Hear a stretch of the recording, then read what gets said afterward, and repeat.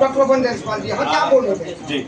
मेरा वही कहना था कि इन लोगों ने, जो पार्टी के वरिष्ठ लोग थे, अपने आप को कहते हैं कि मैं बहुत लंबे समय से राजनीति कर रहा हूँ, लोजपा रामविलास का झंडा ढो रहा हूँ।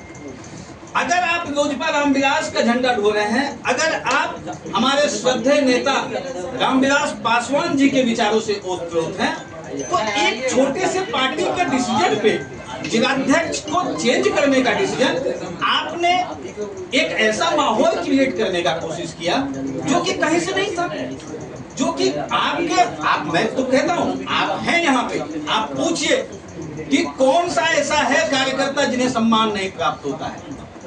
आप यहाँ पे पूछिए कौन से ऐसे लोग हैं जिन्हें लगा कि पार्टी उन्हें जो है महत्वपूर्ण स्थान नहीं देती है। हम तो कहते हैं हमारी पार्टी में हमारी पहचान हमारे नेता से, और हम नेता के लिए समर्पित हैं, हम नेता के विचारधारा से प्रेरित हैं। हम किसी व्यक्ति विशेष के स्वार्थ पूर्ति के हिस्सेदार नहीं है। हम कोई किसी व्यक्ति का अगर स्वार्थ पूरा नहीं होगा तो वह व्यक्ति हमें दिग्भ्रमित नहीं कर सकता है।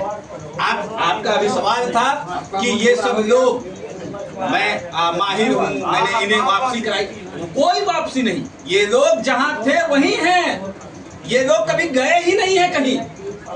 ये तो बस एक भ्रमजाल था, जो दबाव बनाने का, जो दबाव की राजनीति करवाने का, कि दबाव बनाओ टिकट फाइनल करवाओ, दबाव बनाओ जो है योजना पाओ, मोटा माल कमाओ, और बस इन सब के कंधे पे रख के अपनी बंदूक तान दो। देखिए, दूसरे ही कंधे पे बंदूक रखकर टालने वाले लोग आखिर कब तक सफल होगा?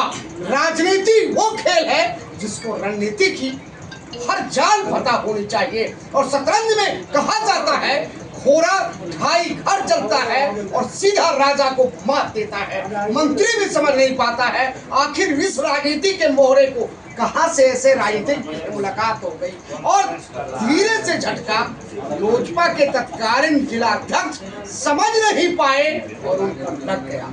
आखिर डॉक्टर पवन जायसवाल एक नाम है, नाटा सिंह ऐसे नहीं कहा जाता है। पुराने लोगों ने पढ़ा है, जूते में बांटा और लोगों में नाटा, लोहा में चाटा, आखिर क्यों इतना प्रचलित है? ये आप देख रहे हैं 4:20। इसलिए तो कहते हैं आप जब भी कुछ करें, आप नाटा लोग से बच के रहें, आप टाटा के लोहा से बच के रहें और बाटा के चप्पल से बच के रहें, नहीं तो आपको उल्टी गले में फांस लगनी पड़ेगी। साहब समझिए, राजनीति के खेल में चौसर बहुत महत्वपूर्ण स्थान निभाता है, और वह चौसर मनीष कुमार नाटा सिंह ने चलने में कोई देर नहीं की, समझदारी से चाल चला। और मैं बता दूं आपको कि डॉक्टर पवन जायसवाल जैसे लोग जब खगड़िया में दस्तक दिया तो राजनीति में गुलगुले पकने लगे, और तभी से ये चर्चा आम हो गई, ताकि डॉक्टर पवन जायसवाल का दस्तक देना कहीं न कहीं लोगों को ये खल रहा था, कहीं कोई विधानसभा की खेल तो नहीं चल रही है। लेकिन आखिर वही हुआ जो राजनीति को मंजूर था। लोजपा रामविलास खगड़िया में इसलिए ताकतवर दिखती है कि रामविलास, सभे रामविलास दिवंगत रामविलास जी का घर है, और यहाँ से लोग अपने आप को सबसे पहले विधानसभा का चुनाव खगड़िया में उन्होंने लड़ा था, और खगड़िया से वो जाने जाते हैं, और उन्हीं का पुत्र अभी चिराग पासवान है। और रामविलास पासवान जी का एक स्लोगन में याद ला लेता हूँ, आप लोग को अगर भूल गए होंगे तो। श्रद्धेय रामविलास पासवान जी ने कहा था कि मैं उस घर में दिया जलाना चाहता हूँ जहाँ सदियों से अंधेरा है। आखिर यह कहने की आवश्यकता क्यों पड़ी? आप समझिए, आज जो कार्यकर्ता है अपने मन से ये कहते हैं, तन समर्पित, मन समर्पित और ये जीवन समर्पित मेरे लोजपा रामविलास की पार्टी, और तुझे मैं क्या दूं। यानी कांधे पे झंडा है, होठों पे रामविलास पासवान का नाम है, और चिराग जी के साथ कदम में कदम मिलाकर चलने की वो मद्दा रखते हैं। इसलिए तो यहाँ सांसद राजेश वर्मा ने एक स्वर्णिम इतिहास लिखने में सफलता पाई है। आइए इसी कड़ी में हम जुड़ते हैं। हमारे जिलाध्यक्ष कुछ बोल रहे थे, हम उनसे भी जानेंगे, लेकिन पहले हम अपनी बात पूरी कर लें। डॉक्टर पवन जायसवाल से। जायसवाल जी, एक चीज जैसे आप कह रहे थे, बहुत सारी चर्चा आपने की विधानसभा की, तो निशाने लोग कहते हैं निगाहें कहीं पे होती हैं और निशाने कहीं और लग जाता है, कहीं यह खेल तो कहीं नहीं हुआ है खगड़िया विधानसभा में? सबसे पहले मैं इस चीज का एक स्पष्ट जो है खुलासा कर देना चाहता हूँ। मैं पार्टी का एक कार्यकर्ता हूँ और मेरे मन में कहीं से ऐसी कोई बात विधानसभा चुनाव को लेकर, हर पार्टी का हर कार्यकर्ता, छोटा से छोटा और बड़ा से बड़ा कार्यकर्ता जानता है पार्टी अगर निर्देशित करे तो निर्देशित चुनाव करे। आने वाला समय किसके दिमाग, किसके मन में क्या है और कौन कहां तक पहुंच सकता है, ये बात भविष्य के गर्भ में होता है। फिलहाल मैं पार्टी को मजबूत करना मेरी प्राथमिकता है।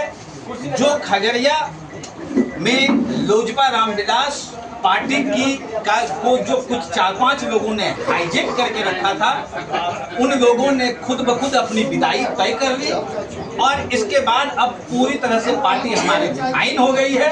हमने अभी जस्ट प्रेस कॉन्फ्रेंस मानते हैं कि लोजपा पार्टी अब जेब की पार्टी नहीं रही खगड़िया? जी बिल्कुल नहीं, जेब की पार्टी नहीं है। हमारी जो पार्टी है अब पूरी तरह से, आपने खुद इस बात को जो स्पष्ट किया है, ये हमारे नेता की भूमि है और यहाँ के विचारों में, यहाँ के संस्कारों में हमारे नेता बसते हैं। हमारे संस्थापक रामविलास पासवान जी के विचार बसते हैं।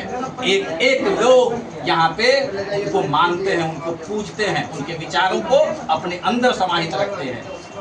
कहीं से आप इस बात को मान ही नहीं सकते हैं। ये पार्टी छोटी नहीं है, बस कुछ लोगों ने इसे छोटा बना के रखा था। अब आपको कुछ दिनों में दिखेगा खगड़िया में किस तरह से लोजपा रामविलास पार्टी अपना अस्तित्व दिखाती है। यह ऐसा मैसेज होगा जो पूरे बिहार के लिए एक बड़ा संदेश है। बिहार के लिए बड़ा संदेश होगा, लेकिन सबसे बड़ी बात ये देखने को है, आखिर पार्टी आज उसी रिदम में वापस आई है। यह मैसेज तो बहुत बड़ा है, लेकिन मैं ये कह दूं कि जिन लोगों ने जेब की पार्टी समझ रखा था, आज उन्हें कहीं ना कहीं कड़ी से कड़ी ठेस जरूर पहुंचेगी कि कल का पार्टी लोजपा रामविलास और आज की पार्टी लोजपा रामविलास, दोनों में फर्क क्या है? फर्क साफ दिखता है कि कार्यकर्ता जिलाध्यक्ष के साथ है और किसी भी पार्टी का संगठन का मालिक जिलाध्यक्ष होता है। अगर आप तन समर्पित, मन समर्पित और ये जीवन समर्पित कर पार्टी का झंडा बुलंद करते हैं, तो कहीं न कहीं आपके प्रदेश नेतृत्व का और सेंट्रल नेतृत्व का निगाहें आपके ऊपर होती है। भले चोट लाख खाई हो आप, दर आपके खून बहे हो, लेकिन वही खून आज ने कुछ नया इतिहास लिख दिया। आइए इसी कड़ी में जुड़ते हैं मनीष कुमार उर्फ नाटा सिंह, जिलाध्यक्ष। जिलाध्यक्ष जी, बहुत बहुत स्वागत है आपका। आप तो बड़े माहिर निकले, माहिर खिलाड़ी हैं भाई आप। देखिए रमाशंकर बाबू, आपकी इस बातों को हम काटेंगे कि कोई चौसर की चाल नहीं हुई, यहाँ कोई चौसर की चाल नहीं हुई। आपकी जाना तय थी, हमको आना तय था। आपने देखा, आपके सारे प्रकरण को आपने देखा ऑन कैमरा, जो भी हुआ लाइव टेलीकास्ट चला। ये प्रकरण किसी से छुपा नहीं हुआ है, लाइव प्रकरण चला। पूर्व अध्यक्ष श्री शिवराज यादव जी के साथ मैं हर वक्त कंधे से कंधा मिला के चलता था, ये किसी से छुपा हुआ था। और इस पार्टी में जिस दिन श्री शिवराज यादव जी ने ज्वाइन किए थे, उसी दिन मैंने भी पार्टी को ज्वाइन किया। और आपको मालूम होना चाहिए कि इस वक्त आशीर्वाद यात्रा चल रहा था श्री चिराग पासवान जी का, हमारे माननीय राष्ट्रीय अध्यक्ष का। तो उससे 5 दिन पूर्व हमें पहला पुत्र हुआ था। मैं आपके कैमरे के माध्यम से बताना चाहता हूँ। और जब पुत्र पैदा मेरे घर में मेरा बेटा हुआ था, उन्हें डॉक्टर बोला था कि चिराग जी का प्रोग्राम है और तैयारी करना है। और अपने बेटा को इतना फुर्सत नहीं था, क्योंकि कार्यकर्ता उस समय सम्मी जी थे, रतन जी भी थे, और लोग 4-5 ही लोग मिलके इस कार्यक्रम को पूरे जिला में सफल बनाना था। उसमें सम्मी जी अलग तैयारी कर रहे थे, शिवराज जी अलग तैयारी कर रहे थे, रेणु जी का अलग तैयारी चल रहा था। तो मैं शिवराज जी की तरफ से तैयारी में था। उस वक्त मेरे बेटा का तबीयत बहुत खराब था। मैं सोचा चिराग जी चले जाएंगे, आए और कल मैं अपने बेटा को डॉक्टर से दिखाऊंगा।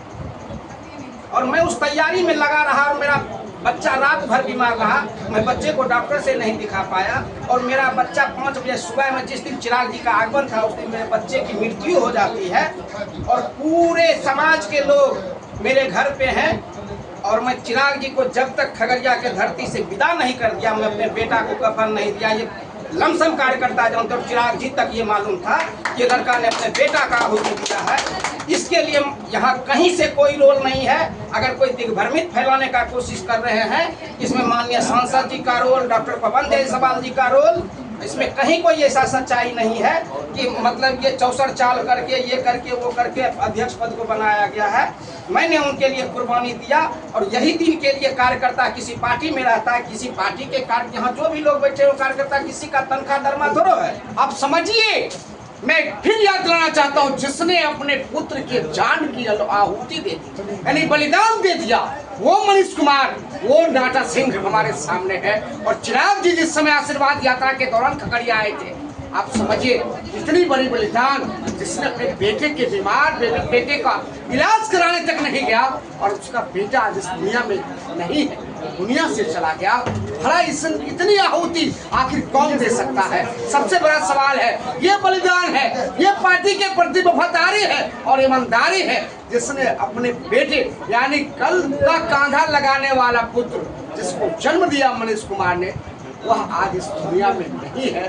तो बस एक ही रीजन है कि चिराग जी आए थे, इनका कहना है हमारे राष्ट्रीय अध्यक्ष आए और जब तक ये मिशन था कि जब तक उनके कार्यक्रम को सफलता की मंजिल तक नहीं पहुंचा दूं, तब तक हम अपने बेटा का इलाज नहीं कराएंगे। और इलाज के लिए तरसता रह गया वह मासूम, आखिर उसकी क्या गलती थी?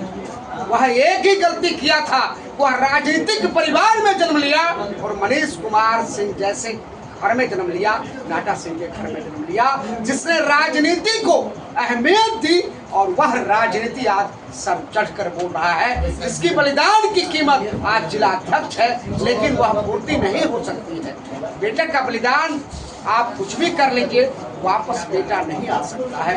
यह बलिदान मनीष कुमार का है, ये नाटा सिंह का बलिदान है। और लोग जैसे भी आरोप लगाते हैं, उनका आरोप हम तो खारिज नहीं कर सकते हैं, लेकिन इनकी बात, इनकी जो दर्द है, इनकी जो कसक है, इनकी जो बेटा का बलिदान है, आप समझिए क्या आप कितने बड़े कार्यकर्ता हैं। आप में कार्यकर्ता का क्या गुण है जो अपने बेटे बीमार बेटे को देखने नहीं जाता है, इलाज कराने नहीं जाता है और वह इस दुनिया से चला जाता है। आखिर पार्टी कितनी सर्वोपरि है मनीष सिंह नाटा के लिए, आप जान रहे हैं। चलिए आगे की कड़ी में जुड़ते हैं, मुझे और कुछ कहना चाहते हैं। बस यही कहेंगे कि तमाम जो हमारे दिग्भ्रमित होकर के या जिस तरह से इतनी बड़ी जिम्मेदारी हमें, तो जब मैं ये सच्चाई आपके कैमरे के माध्यम से कहता हूँ, जिस दिन हमें जिलाध्यक्ष मनोनीत किया गया उस दिन तक हमें पता नहीं था मैं जिलाध्यक्ष बनूंगा। और उस दिन भी मैं श्री पूर्व अध्यक्ष शिवराज जी के साथ मैं बैठा हुआ था उसी कार्यालय में। मोबाइल आपकी स्विच ऑफ थी? मोबाइल मेरा उससे पूर्व स्विच ऑफ हो चुका था, क्योंकि हम बेगूसराय से आ रहे थे और मेरा मोबाइल चार्ज नहीं था। इसमें कहीं कोई नहीं है कि स्विच ऑफ किया गया। आपको इसकी जानकारी नहीं? इसकी जानकारी हमें नहीं थी। उसके बाद दूसरे के माध्यम से हुआ कि मोबाइल आपका बंद क्यों है, आपका जिलाध्यक्ष का लेटर निकल चुका है। क्योंकि ये चीज 15 दिन पहले तय हो गई थी, जिस समय मुंगेर की यात्रा हुई थी, मुंगेर में जो संकल्प सभा हुआ था, वहाँ पे हमारे बिहार प्रभारी श्री अरुण भारती जी आए हुए थे। उन्होंने जिला के सारे स्थिति को पता किया। उन्होंने पता किया कि इस रैली को असफल करने के लिए बहुत लोगों ने साजिश किया है। वैसे लोगों का चेहरा भी चिन्हित कर लिया गया और उस दिन ही तय हो गई थी कि खगड़िया जिला अध्यक्ष हर हाल में बदलेगा। अगर कोई ये इल्जाम हम पे लगा रहे हैं कि मैंने आप ही के माध्यम से सुन रहा था कटप्पा ने बाहुबली का हत्या किया, किसी ने ये चलाया कि इसके थाली में खाया छेद किया, ऐसा बात नहीं है। अरे हम आपको कह रहे हैं, आपको प्रदेश सचिव बनाया गया था। अगर मैं आपका कटप्पा था तो आप हर समय माला पहना के स्वीकार करते, तो समझते आप हमें कटप्पा समझते थे, या तो हम समझते आप हमको आज तक नौकर समझते थे। आपको खुशी होना चाहिए, आपको एक कटप्पा को अध्यक्ष बनने पे रास नहीं आया। इसके लिए मैं आज तक कम से कम ये भी तो समझता मैं आपका कटप्पा था। मैं तो ये भी अब समझने के लिए तैयार नहीं हूँ कि मैं आपका कटप्पा। कौन कहता है कि मनीष सिंह राजनीति का खिलाड़ी नहीं है, राजनीति का मोहरा नहीं है। जिस शब्द का प्रयोग मनीष सिंह किया है, सीधा सा हमला है शिवराज यादव पूर्व जिलाध्यक्ष पर। और समझिए कितनी बड़ी राजनीतिक बात मनीष कुमार उर्फ नाटा सिंह ने किया है। अगर आप कुछ भी समझते, अपना शिष्य ही समझ लेते, तो गुरु का ये अधिकार होता है उसे आशीर्वाद देना, उसे आगे बढ़ते देख लेना। और मैं उन्होंने कहा है के माध्यम से एक यहाँ के जो अभी तक हो सकते हैं रात तक पूर्व हो जाएंगे, पशुपति पारस जी के जो अभी तक जिलाध्यक्ष चल रहे हैं, जब तक मैं आपके कैमरे पे बोल रहा हूँ, हो सकता है अभी 1-2 घंटा में वो पूर्व जिलाध्यक्ष बन जाए। वो रात एक कैमरे पे स्टेटमेंट दे रहे थे, बनिया को जिलाध्यक्ष बन गया। क्या बनिया जिला में बनिया राजनीति नहीं करता है क्या? क्या बनिया का बच्चा होना गुनाह है मेरे लिए क्या? सबसे पहले है, राजनीति में कोई जातिवाद नहीं होनी चाहिए, वर्ग नहीं होना चाहिए, भेद नहीं होना चाहिए, वर्ण नहीं होना चाहिए, या धर्म या समुदाय नहीं होना चाहिए।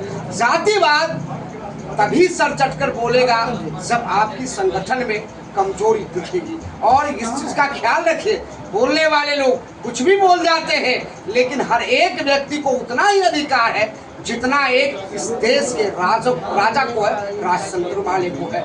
निश्चित रूप से हर कार्यकर्ता, कल आप जानते हैं कि कब किसका कहा गया है कि नारी चरित्रम पुरुषम भागम देव न जानती, किस समय कौन आदमी पारस के छूने से वो हीरा बन जाएगा, चमचमाती हुई पारस के करीब चला जाएगा, ये कोई नहीं जानता है। इसलिए मनीष कुमार से सीधा उदाहरण है, आप देख रहे हैं किस तरह से प्रदेश और राष्ट्र नेतृत्व ने इस पर विश्वास जताया है, और इसने चुनौती को स्वीकार करते हुए सभी कार्यकर्ता को अपने साथ ले चलने की जो बागडोर उठाई है, जो कांधे पर बोझ उठाया है, आज इसका फलस्वरूप परिणाम देखने को मिल रहा है। आप बने रहिए मोर न्यूज़ के साथ, सच तक कार्य सिंह के साथ। धन्यवाद, नमस्कार।